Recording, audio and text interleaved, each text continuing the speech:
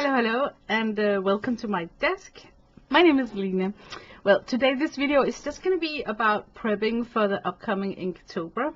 And what I'm going to do is I'm flying from the seat of my pants, so I don't have like anything organized completely to the T, but it's complex enough. So I thought, you know what, instead of I know I'm going to get asked a question if I ever color in a page here on YouTube, and it's just so complex for me to explain what's going on with my Inktober project that I'm gonna make this video here so I can refer back to that. Okay, what I want to say is that every year when Inktober arrives, what wakes up is my bad guilt about my alcohol markers. I got these two sets here. I mixed them together. Originally, this was an 80 marker set gifted to me from my hubby at Christmas. And then the year after, my son actually gifted me a 108 marker set. So I mixed them together in rainbow color because there are a lot of differences. And then I shelved them. And then every year at Inktober, I get this feeling that, ooh, I need to use them up before they dry up, because, oh my God, I would be so sad if I, in the future, opened up these markers and realized that they all had dried out, you know, because then I would feel that I didn't use them for a big project or something like that. So I got a very huge idea for my Inktober. And I'm gonna not be able to finish it in October, but I'm gonna start it up, and hopefully it will be a whip, like a work in progress that I can whip out after Inktober have long gone, and then keep working on the project. I want to share it with you guys because in case you feel like you want to tackle along and do the same project with me, you still maybe got time to buy whatever you need to do this. Okay, hear me out. I bought this coloring book, and it's about tarot, and this is just Danish for coloring book. And what it is, I better flip up on some of the pages I have not messed around on. What it is that you flip it up, and then you get an illustration on one of the tarot cards, in case this is the Hermit. And then in Danish, it's explained over here, what does it mean when you turn over the card, the Hermit, and in what direction it's turned over obviously matters. Okay, I know nothing about tarot cards, but I think I would like to learn. So this coloring book got 46 pages full of illustrations. That's gonna collect 2 decks.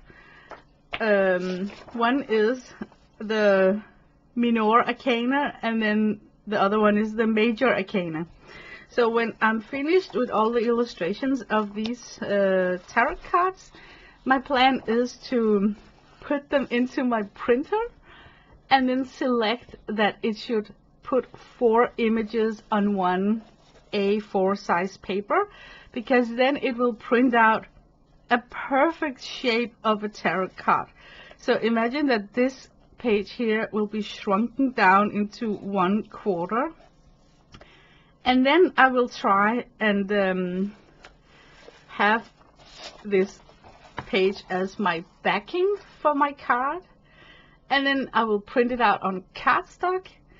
And then in my Xyron, I got this fun laminator roll where it's not like a regular laminator, you know, where you are feeding a piece of paper into a folder of plastic and then it only glues the edges. So inside the folder there's like still air, you know. The Xyron laminator is gluing on a sheet of plastic. So can you imagine if I bought myself a Krylon gold pen in the end? When I've got everything printed out, I can you know, decorate the border of the card, and then I can Xyron it so it's gonna be plastic laminated with a coat of lamination that's kind of glued to the card. And then I would have myself a deck of cards. It's a crazy project, I know. But you know what's fun about this project? I feel the motivation is that I am building something that gonna be useful and assembled in the end. And then I will actually end up with a piece of toy that I might have some fun with, you know. And actually I will, during the process, learn more about tarot cards. So the issue is that I got all the fronts of the cards here in the illustrations. I needed a back of the card, and this is too detailed. So what I did was I flip up on this book here, and then I used this page here to be the back of the card. So I blocked in with the gouache this area here, and I did not overcoat the fact that the illustrations are created by Alexis E. Thompson? Alexis E. Thompson, I would say in Danish. Because, you know, it's just nice to give a shout out to the illustrator. And then I started painting the first card here as a tester to see, do I even like this process? Is it too detailed, too intricate to come in with a marker nib? I actually like it, and I know that this gilded penwork where I used it on the lettering is not gonna show up when I photocopy it, but my plan is to not deal with it, because I'm gonna maybe use a Krylon gold pen for the edge. So I painted this one in, and I like that I had to select a color scheme that's gonna match with the backing of the card. So I think my color scheme for the first 21 big arcana deck is gonna be like purple, and then like sage green, and then sea glass blue, and the turquoise and pink, because it looks good. And then I got inspired by the front cover, where a lot of the items are not colored out, they're just left in white. So I kind of feel that I must remember to bring in the color white. So that's why some of these flowers are not painted out. I did give them a little bit shading, but I don't think that it's gonna show up when I photocopy it. And then I flipped the page and realized, oh my god, I can no longer read the description of this card here, which is the Magician. And that alters everything for me, because now today I painted this. I can still read a little bit here, but going forward I want to preserve the backing of these pages. So what I'm gonna do today is that I'm gonna sit meticulously with my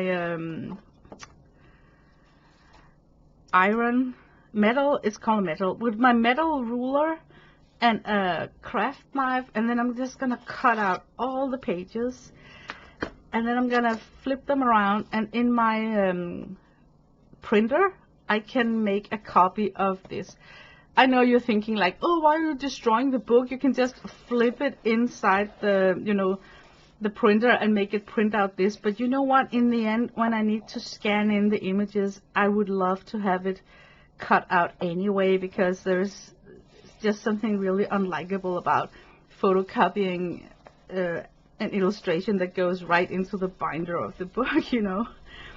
So now this project is growing into some sort of assembly puzzle, where I'm gonna introduce this ring binder here, and I'm gonna slice up all the pages, insert them in plastic sheets in this ring binder here. Make sure that I keep the description of the card on the back of this drawing that it comes with, so I can keep things sectionated. And then this binder here going forward will be my coloring book, where I can just take out one page and work on that. And I'm thinking, before I'm disassembling this book, I did do a lot of brainstorming, like pro and con. Like, why don't I just buy a second coloring book? You know, like, because then I would have an untouched book with all the description of the cards, and I would also have the order that it comes in, if it matters. I don't know if it does. I'm not completely into tarot cards. But I'm thinking that you're shuffling the deck, so it shouldn't matter, you know, in what order they come in. I don't know. But anyway, pro and con. I'm thinking that, yeah, it's nice while you are decorating these pages with color, that it's assembled in a book, and then it's nice that it's got the shape of a coloring book, because that's what the nature of this is, you know. But the good thing about slicing up the pages is that I already realized, blocking in these borders, that I needed to twist and turn my paper, my book, you know, to get the best angle for coloring. And I think working on a single sheet makes it just more approachable if you want to twist and turn your work while you're coloring it in. And then, let's say, God forbid, that I didn't tear out the pages and I forgot to put in a piece of paper here to protect the back page, then I would have ruined the next illustration. And knowing myself, I know, oh, that's a possibility, you know, like, because this coloring in is not gonna be something that I do like every day in Inktober. It's gonna be in the spur of the moment, and I am sort of sleep deprived, so most of these has been colored during nighttime, where I wake up and can't really go back to sleep. So I decide, okay, I'm just gonna coloring the blue sky here while I'm sitting here trying to get to sleep. And then in that spur of the moment, I could actually be the one who forgets to slide in a protector sheet for the backing. So I also know that when I'm working with this coloring book, it's gonna be in those weary hours of the night where my brain probably is still left on the pillow in the bedroom, you know? So it's only the vessel here that dragged itself out into the desk. So, guys, I'm gonna start cutting up these pages. But okay, now I presented my Inktober project. I am going to use my alcohol markers, and oh my god, there was a little strange fly. I'm gonna use my alcohol markers, and when this project is done, can you imagine how it fulfilled a golden gap inside of me regarding guilt of unused art supplies? If I manage to complete this project and my markers dries out in 2027, I would still be thinking, well, at least I got this huge project done with them, so I did get the use out of it. And I'm gonna be happy if I can create a deck of cards for myself by having all these illustrations. And I'm not gonna ruin the illustrations in the process, so it's not like they're wasted in case that the shrinking process turns out to be a fupa, you know, like you can't read the text or it just looks weird, you know. It will still be fun. I have never shrunken my artwork before, but I can see when people are shrinking their artwork that it looks nice, you know, like some of the details are getting into like elevated, intricate details. So I'm not going to be so worried about misplacing my ink. Like here, I did not color it completely. Yeah, it's so minor. It's just an example. Like, like my ink went off the line a little bit, but because I know I'm going to shrink it, you're not going to see that at all. And I also am not used to do shading and stuff with alcohol markers, so I get more brave to try and do these strokes with the marker, trying to get in some shading that I think will look nice when it's shrunken. So shrinking my pages here has sort of freed me up to just go a little bit wild with these markers here.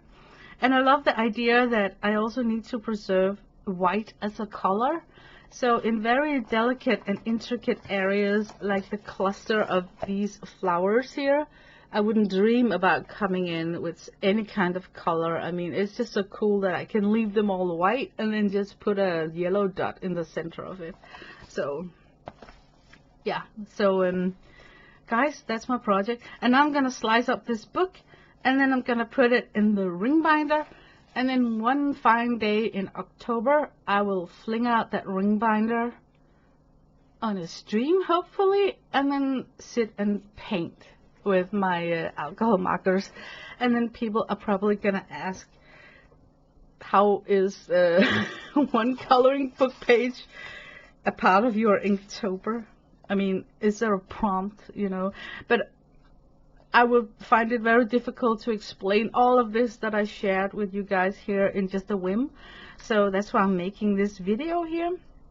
And I'm also encouraging you, if you want to do the same as I'm doing, you still got a couple of days left to go online and find a coloring book with the theme of tarot cards.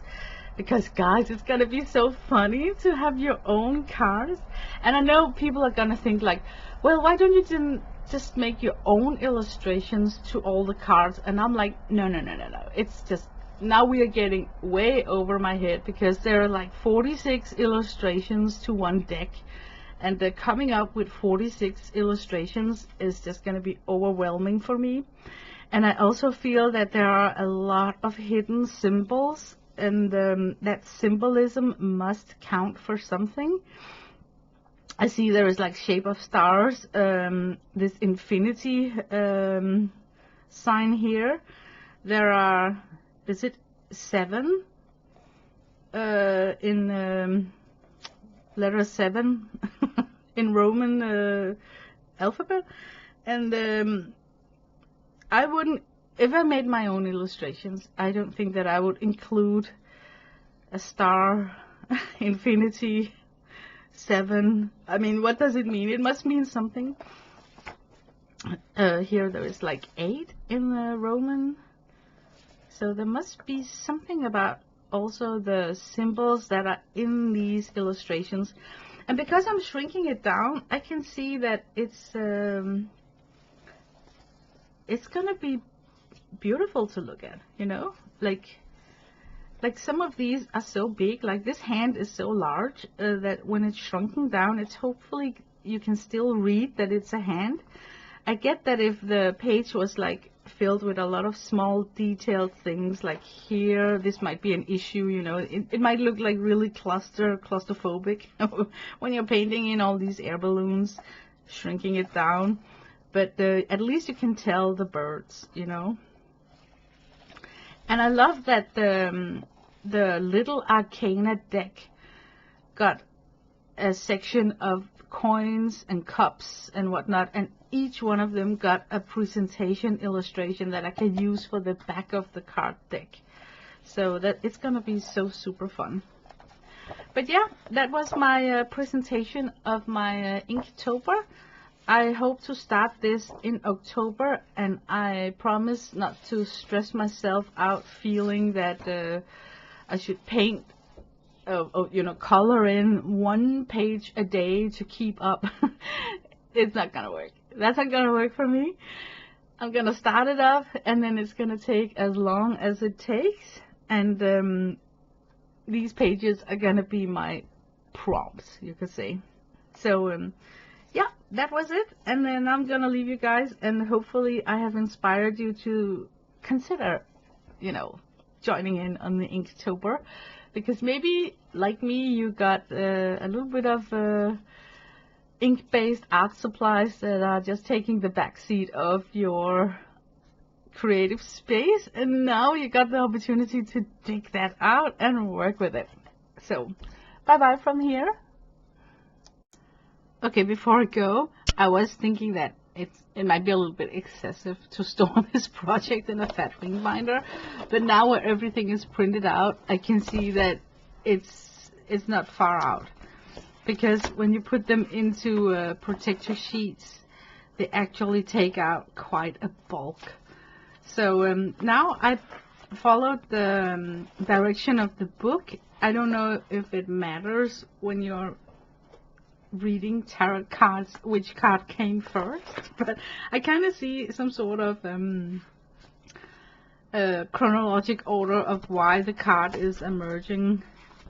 So now when I flip, I can clearly read the description on one page, and then I can take out the paper that I'm gonna color in from the protector sheet and put it back in. So yeah. I think when I look at the volume in this binder here, it looks like a huge project, but it also kind of inspires and motivates me to just do it, you know. It's gonna be so fun that you are coloring in these pages with a purpose, because in the end I can assemble a card. So yeah, it's gonna be so cool. I have no regrets. I can't wait to start. Okay, I'm back. I cannot seem to end this video here. But I had one page colored in, so I just wanted to do a tester, and this is just done on just printer paper. It was actually difficult to line it up, you know, like first scan in the backing and then flip the paper and print the image on top, so that in one sheet you would have like, so I ended up printed it out separately, gluing it together. And then of course it doesn't really line up perfectly, and I'm so anal that I would think that was like annoying. So what I'm doing here is that I glued it together, and then I take a golden marker, and now I want to gild the edges, and then using a ruler, because this is like a soft tip marker, and see if that might cover up. I don't feel that I should. Okay, I'm just gonna take top and bottom and see if I like that. The issue here is that I don't have blank paper to display the gilded edges on, so while I'm gilding it, I am actually covering up the image. Okay, I'm just gonna do it. This is just a tester. And then because I don't like to be wasteful, I don't want to run it through my Siron, because the width of the roll is like I think 9 inches wide, so it would be sort of a bit wasteful to run through a 3-inch small card. So I dug in my stash, and then I found that I actually have a bunch of these laminator sheets for pictures, and I want to try and just run it through an old school laminator using those picture laminating folders, and see how does that actually look and how does it feel, because I can already now tell that it will be necessary for me to glue the back and the front together manually, because that's the only way I can make it line up. And since it takes so long to color in one page, I think I want to take the time to do a nice finish of the card itself. So I don't mind gluing it in manually. But look how cute the design actually printed out when it's shrinking down. When it's shrunk, you can't even tell harsh line work done here on the shading of the neck of the goose. Yeah, I kind of like it. I like the color scheme. Like when you flip and turn, it matters that you use colors on the front that's also appearing on the back. So all in all, I think it looks cute. And now let me run this through this old school Siron machine here. What I was talking about, the difference between the, I'm sorry, I misspoke. This is an old school laminator. This is an old school laminator folder where the only thing it's gonna glue is the edges of this plastic so it sticks together, and the Siron is having an adhesive on the whole sheet, so everything will be like glued together, and here it will be like pressed down with the risk of having air bubbles or places where it just won't attach. So let's give it a test.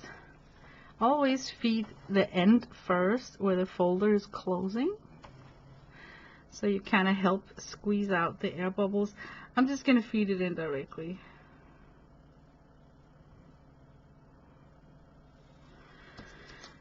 Da, da, da, da. I know this is such a strange project to do for Inktober, but I really think it could be fun to have like a deck of cards in the end. And then sometimes I feel when I'm coloring in a page, it just disappears in a ring binder and you don't take it out after that fact, you know. Here you can actually use some of your colored pages to something. I think I have to run it a couple of times because I can see that it's not like completely attached to the edges. Can you see like there's still air in between here? And this is what's so annoying about old school lamination compared to the more modern Siron way of doing things. But I do like the stiffness that the laminated items get, and makes them more sturdy. Yeah, look, I don't think that I'm ever gonna get that glued in perfectly. I kind of get a flashback of working with this folder for laminating pictures. Like I had issues with that before when I was actually using this. Yeah, I don't even recall what I did to avoid it. Maybe I should feed it in backwards and see, does that help?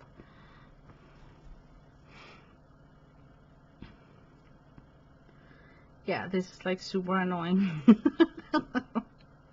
But I'm gonna keep this tester in my ring binder so I visually can show people the madness of my Inktober project. It's better to show them something instead of trying to explain it with my Tarzan English. Oh Lord, you know what? I freaking hate this lamination style here. And you can already see now that I cannot cut it and trim it down close to the edge because I can see on the air bubble in between the image and the lamination that it will just be like you can open it back up. This does not work. On the back it seems okay, like the lamination is stuck to the drawing, but not so much here on the front. Okay, what if I insert it like sideways? Have we tried that?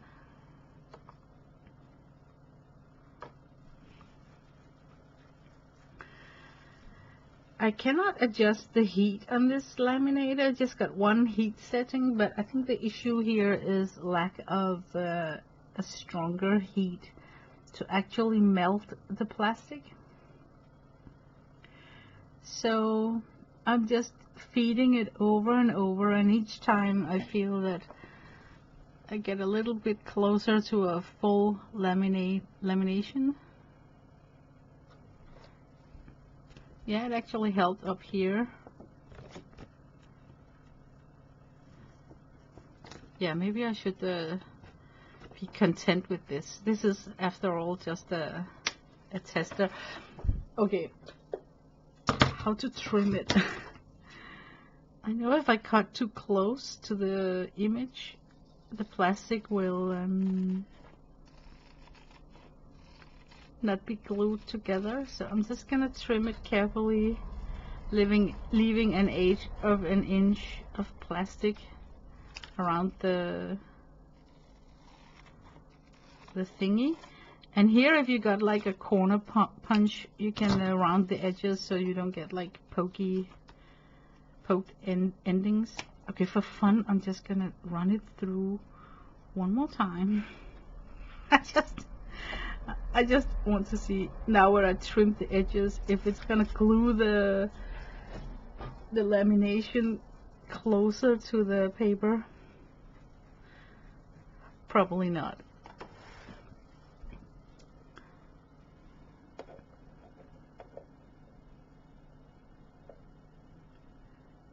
But OMG, I really think this is a cute project. I like how you can still see the shimmer in the gilded edges through the lamination, so it's a nice finish. Yeah, guys, this is oh my god, this is gonna be such a fun project. This is gonna be a fun project, I can already tell. And I love how the backing is looking, because I was having an issue finding a suitable backing for all the cards, so when they lay down they won't reveal what's on the other side, you know. So yeah, this is gonna be, what a fun thing. Now I feel I can end the video. I wish you a nice week. Hope you get inspired. Please, if you do, tag me over on Instagram, Miss Linux 2010. Because it could be so fun to share this project with another person or several people if they're up to it, and just to see what kind of coloring book with tarot cards you got, and how you are maybe adding a new thing, a new idea to this project that could elevate it and make it even better. So bye bye from here.